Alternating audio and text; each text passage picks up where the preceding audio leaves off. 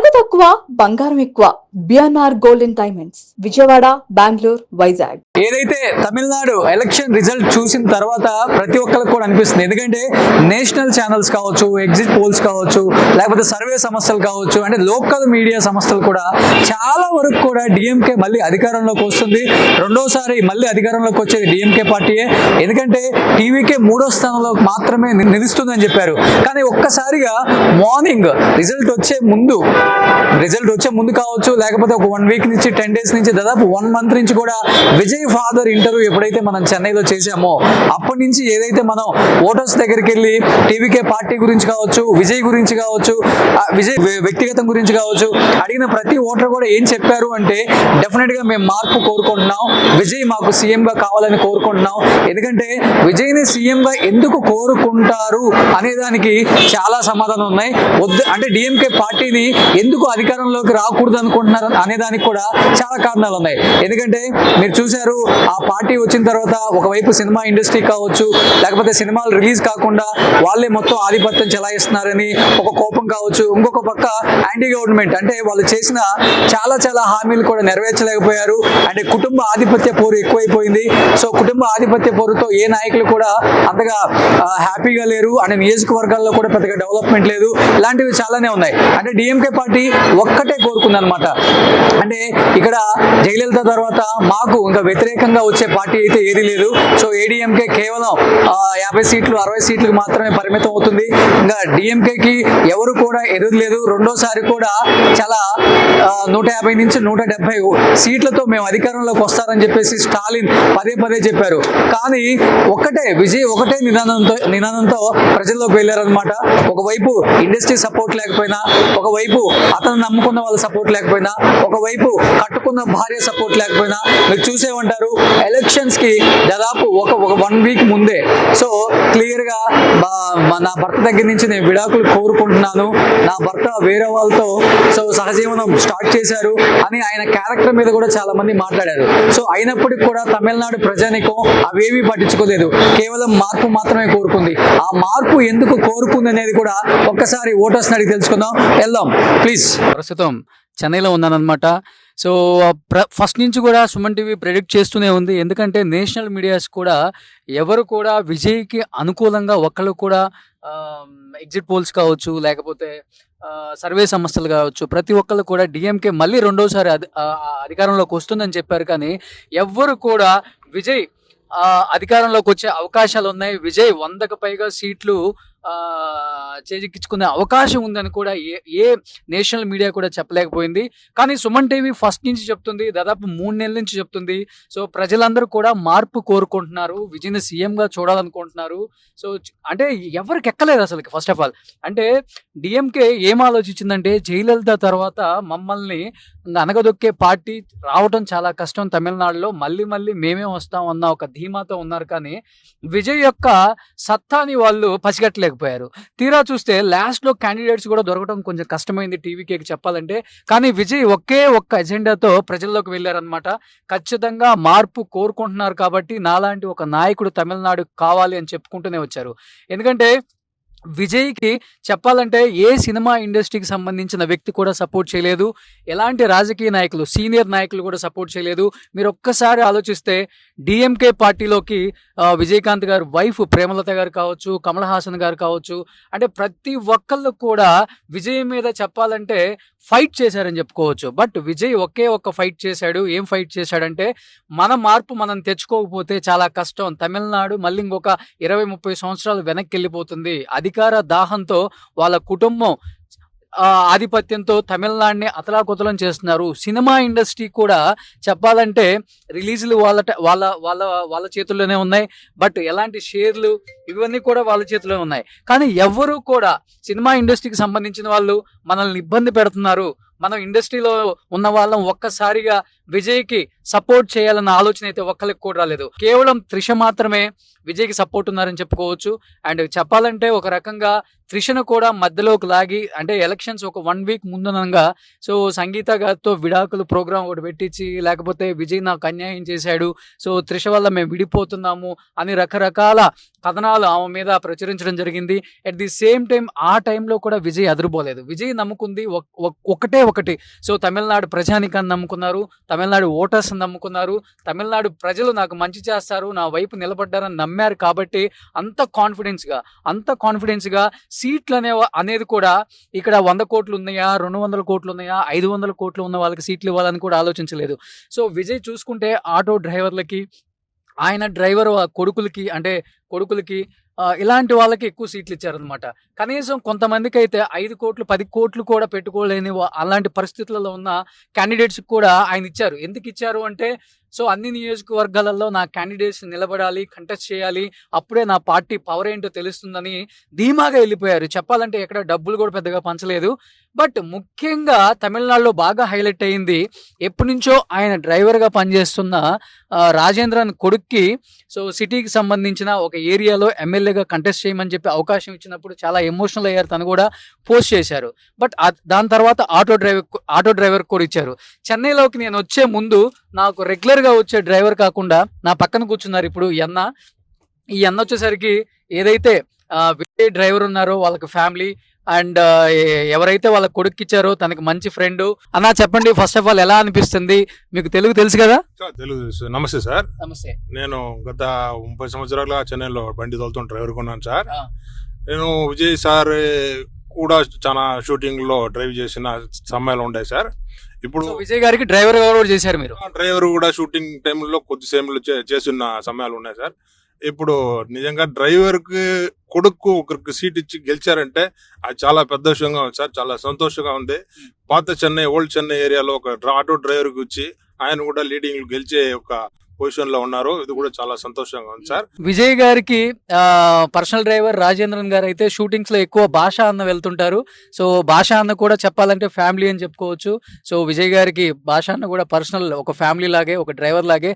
అన్న అనిపించిందా అంటే మా డ్రైవర్ కులానికి సంబంధించిన వాళ్ళకి మా డ్రైవర్ కమ్యూనిటీలో ఇస్తున్నారు, డెఫినెట్ గా భాష గారు మిమ్మల్ని కూడా కంటెస్ట్ చేయమన్నారు విజయ్ గారు? నిజంగా ఆ పరిచయం ఉండుంటే చెప్పేవాళ్ళు తప్పకుండా, కానీ పరిచయం అంత లేదు. సార్ గారు ఆయన డ్రైవర్ కొడుకు ఇచ్చిందే పెద్ద విషయం. వచ్చే రాబోయే రోజుల్లో కూడా చాలా సింపుల్ అయిన క్యాండిడేట్స్ ని ఇస్తారని చాలా సంతోషంగా ఉంది సార్. సో భాష అన్న, మీరు విజయ్ గారికి రెగ్యులర్ గా షూటింగ్స్ కి డ్రైవర్ గా వెళ్తారు కాబట్టి పక్కన కూర్చున్నప్పుడు ఎలాంటి విషయాలు డిస్కస్ చేస్తారు అసలు? షూటింగ్ లో ఉన్నప్పుడు విషయాలన్నీ ఏం డిస్కస్ ఉంటుంది సార్. పికప్ డ్రాప్ ఉంటుంది మనకు. అంతే, నమస్కారం అంటే నమస్తే అంటారు, అంతే అంటారు. అంటే కామన్ గా పీపుల్ ఎలాంటి ప్రాబ్లం ఫేస్ చేస్తున్నారో అలాంటివి డిస్కస్ చేస్తారా? అలాంటివన్నీ మన దగ్గర డిస్కస్ చేస్తే సైలెంట్ మ్యాన్, కామ్ గా ఉంటారు సార్. అంతే, పని కోసం చూస్తారు, హాయ్ అంటారు, అంతే సార్. ఎందుకని తమిళనాడు ప్రజలు ఇంత భారీ మార్పు కోరుకుంటున్నారు అన్న అసలుకి? అంటే మార్పు, అమ్మగారు జయలలిత అమ్మగారి తర్వాత ఏడీఎంకే లో మంచి లీడర్ లేక డిఎంకే ఇచ్చారు.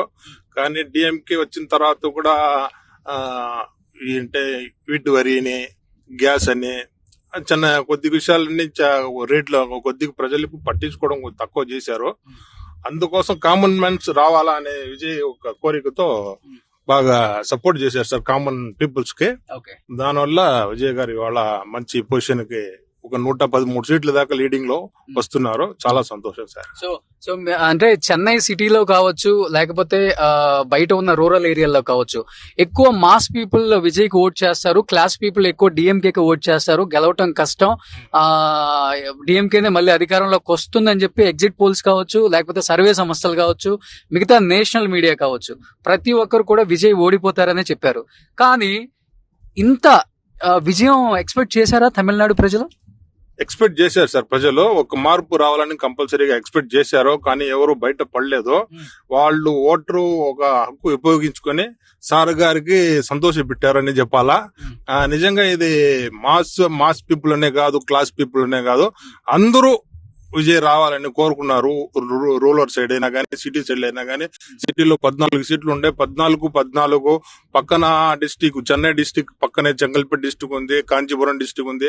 అన్ని డిస్టిక్ లో చెన్నై చుట్టుపక్కల మాక్సిమం టీవీకే ఫుల్ మెజారిటీ ఇచ్చారు. చెన్నై మొత్తం సిటీ కూడా టీవీకే వచ్చేసింది. టీవీకి మెజారిటీ ఇచ్చారు. ఎవరు ఎక్స్పెక్ట్ చేయలేదు. చెప్పాలంటే rural area mass people, mass fans ఎక్కువ ఉన్నారు విజయ్ కి. అక్కడ ఎక్కువ ఓటింగ్ వస్తుంది, అక్కడ ఎక్కువ సీట్లు వస్తాయి అనుకున్నారు. కానీ సో భాషా గారు చెప్తున్నారు సిటీ మొత్తం క్లీన్ స్వీప్ చేశారంట. అండ్ ఇంకొకటి మీ కొలిక్ ఎవరైతే ఉన్నారో శబరినాథన్, సో అతను కూడా సిటీ నుంచే కంటెస్ట్ చేశారు కదా. సిటీ నుంచే సార్, సిటీ వీరుకుంభాగం ప్లేస్ లో, వీరుకుంభాగం అనే ప్లేస్ లో కంటెస్ట్ చేశారు. మంచి మెజారిటీ దొరుకుతున్నారు. సో భాషా గారు ఇప్పుడు మీరేమో షూటింగ్స్ కి వెళ్తారు విజయ్ గారికి డ్రైవర్ గా, ఇప్పుడేమో మీ బాస్ సీఎం అవుతున్నారు. కళ్ళల్లో ఒక పక్కన ఆయన కనపడితే ఆయన ఫేస్ చూడొచ్చు, అసలు కళ్ళల్లో నీళ్ళు ఆయనకి ఎలా అనిపిస్తుంది సార్? చాలా చాలా సంతోషం సార్, నిజంగా ఇది అనుకోలేదని ఒక ఇది సార్. చాలా చాలా సంతోషం సార్, దాన్ని ఇంక ఎలా చెప్పాలని అర్థం లేదు సార్. సో ఏడ్ చేశారు సార్, నిజంగా సార్. రాత్రి నుంచి కాసుకొని పొద్దున్నే ఇంకా 6 గంటలకు స్టార్ట్ అయితే టీం ముందు కూర్చున్నాం సార్. ఇంకా మార్నింగే తెలిసి మీ సార్ ఇది నా దగ్గర 80-90 సీట్స్ లీడింగ్ వస్తుందంటే అప్పుడే చాలా సంతోషం పడ్డాం సార్. సో యాక్చువల్గా నేను హైదరాబాద్ నుంచి వస్తున్నారు అనేసరికి ఆయనకు తెలిసి ఆయన వచ్చారు పర్సనల్ డ్రైవింగ్ కి. అవును సార్, తప్పకుండా సార్. మీడియాలో మనం ఎలాగా అక్కడ విజయ్ సార్ ఇంటి దగ్గర పార్టీ ఆఫీస్ దగ్గర మీరు వెళ్తారని, నేను కూడా ఛాన్స్ దొరికితే చూడొచ్చని ఒక దీంతో మీతో వస్తున్నాను సార్. చాలా సంతోషం. ఈ టైంలో ఇప్పుడు చూస్తే ఆనందంగా ఉంటుంది మాతో పాటు. అంటే మీకు తెలిసిందే కదా, అంటే తమిళనాడులో చెప్పాలంటే చాలా డౌన్ టు ఎర్త్ ఉంటారు నాయకులు. ఇక్కడ మనకి ఒక ఎమ్మెల్యే వెళ్తున్నారు అంటే చాలా సింపుల్ గా వెళ్తారు. మన దగ్గర కార్పొరేటర్ వెళ్తున్నారు అంటేనే మినిస్టర్ వెళ్ళిపోతున్నారు అన్న ఫీలింగ్ ఉంటది. బట్ తమిళనాడులో సింపుల్ సిటీ నాకు బాగా నచ్చుతుంది. ఇంకొకటి ఫస్ట్ అన్న చెప్పినట్లుగానే తమిళనాడు ప్రజలు ఇంత భారీ మార్పు ఎందుకు కోరుకున్నారు అనే దానికి కూడా చాలా కారణాలు ఉన్నాయి. తర్వాత మాట్లాడొచ్చు. డిఎంకే మనం స్టాలిన్ గారి ఇంటి దగ్గరకు కూడా వెళ్తాం. ఫస్ట్ అయితే మనం టీవీకి ఆఫీస్కి వెళ్తాం. అక్కడ శ్రేణులు అసలు వాళ్ళ కోలాహలం, వాళ్ళ ఎంజాయ్మెంట్, వాళ్ళ ఎమోషనల్ మూమెంట్స్ చూడాలి ఫస్ట్ ఆఫ్ ఆల్. అండ్ అలానే ఎస్ఏ చంద్రశేఖర్ గారు, విజయ్ గారు ఫాదర్ మనకి 3 months బ్యాక్ ఇంటర్వ్యూ ఇచ్చారు. ఆయన చాలా గట్టిగా చెప్పారు విజయ్ చాలా స్ట్రాంగ్ గా ఫైట్ చేస్తున్నారు, సింగిల్ గా ఫైట్ చేస్తున్నారు. ఎవరు సపోర్ట్ లేకపోయినా పర్వాలేదు, డెఫినెట్ గా పీపుల్లో ఉన్న ఆ చేంజ్ అయితే నేను ఎక్స్పెక్ట్ చేస్తున్నాను. డెఫినెట్ గా వాళ్ళు నాకు ఓట్ చేస్తారు. కొత్త పార్టీయా పాత పార్టీయా అని చూడరు, ఇక్కడ టీవీకే అని కూడా చూడలేదు. కేవలం విజయ్ కోసం ఓట్ చేసిన ఎన్నో ఎన్నో ఎన్నో కోట్ల ఓటర్స్ మనోభావాలు నిజంగా ఈ రోజు ఒక్కొక్కళ్ళు టీవీ ముందు కావచ్చు, లేకపోతే మన ఎయిర్పోర్ట్ నుంచి దిగి వస్తున్నప్పుడు ఆ కోలాహలాలు చూస్తుంటే అక్కడ ఇక్కడ అసలుకి ఇంత విక్టరీ ఎవరు ఎక్స్పెక్ట్ చేయలేదు. ఎనీహౌ మ్యాజిక్ ఫిగర్ దాటలేదు అనేది కూడా కొంచెం ఉంటుంది. సో మరి భాషా గారు మీరు అన్నట్లుగానే మ్యాజిక్ ఫిగర్ అయితే దాటలేకపోయారు విజయ్ గారు. ఎవరు సపోర్ట్ ఉండొచ్చు? బీజేపీ సపోర్ట్ ఉండొచ్చు అనుకుంటున్నారా? ఏడీఎంకే నుంచి కొంతమంది బయటకు వస్తారనుకుంటున్నారా? లేకపోతే కాంగ్రెస్ నుంచి కొంతమంది బయటకు వచ్చి విజయ్ సీఎం అని చేసి డెఫినెట్ గా టీవీకే గవర్నమెంట్ ఫామ్ చేస్తుంది అనుకుంటున్నారా? సార్ కన్ఫామ్ గా 118 సీట్లు కొడతారనే ఆశగానే ఉంది. ఇంకా సాయంత్రం దాకా టైం ఉంది, కంపల్సరీగా వస్తారు. సపోజ్ అలాగా రాని పక్షంలో 1-2 సీట్లు తగ్గితే కాంగ్రెస్ తో సపోర్ట్ తీసుకుంటే మంచిగా ఉంటుందని సార్ మనకు ఒక ఆలోచన సార్. అంతే సార్. సో కాంగ్రెస్ వాళ్ళు సపోర్ట్ ఇస్తారు అనే నమ్మకం కూడా. గాంధీ గారు విజయ్ కి చాలా ఫ్రెండ్, అందుకోసం ఇచ్చేదానికి అవకాశం ఉంటుంది sir. Okay. So clear majority అనేది వాళ్ళు ఇచ్చినా ఇవ్వకపోయినా మేమైతే ఇచ్చేసాం, విజయే మాకు సీఎం. సో అది కాంగ్రెసా బీజేపీయా ఎవరైనా కానీ విజయ్ ని ఈ రోజు కోరుకుంటుంది తమిళనాడు మక్కల్ వాళ్ళ కోరిక ప్రకారం విజయ్ని సీఎం గా చూడాలనుకుంటున్నాం. కాబట్టి ఇంత భారీ మార్పు ఇచ్చాము. కానీ సో ఒక 5 సీట్లు 10 సీట్లు తగ్గొచ్చు, కానీ విజయ్ సీఎం అవడానికి కావచ్చు, విజయ్ పార్టీ సపోర్ట్ చేయడానికి ఎంతో మంది వస్తారు, అది ఎవరైనా కావచ్చు అని చెప్పేసి కామన్ పీపుల్ లో కూడా ఆలోచన ఉంది. So anyhow will wait and see. ఇంకొక 2 hours టైం ఉంది. ఈ 2 hours లో ఏదైనా జరగవచ్చు. ఎందుకంటే మార్నింగ్ 1తో స్టార్ట్ అయిన విజయ్ యొక్క విజయ పరంపర తీరా చూస్తే 11 అయ్యేసరికి 30, 40, 50, 60, 70, 80, 90, 100 అన్నప్పుడు ఇంకా అర్థమైపోయింది టీవీకే ఇక్కడ విజయం సాధించేసింది, విజయ్ సీఎం అవ్వబోతున్నారని. సో మనకి క్లియర్ గా అర్థమైపోయింది.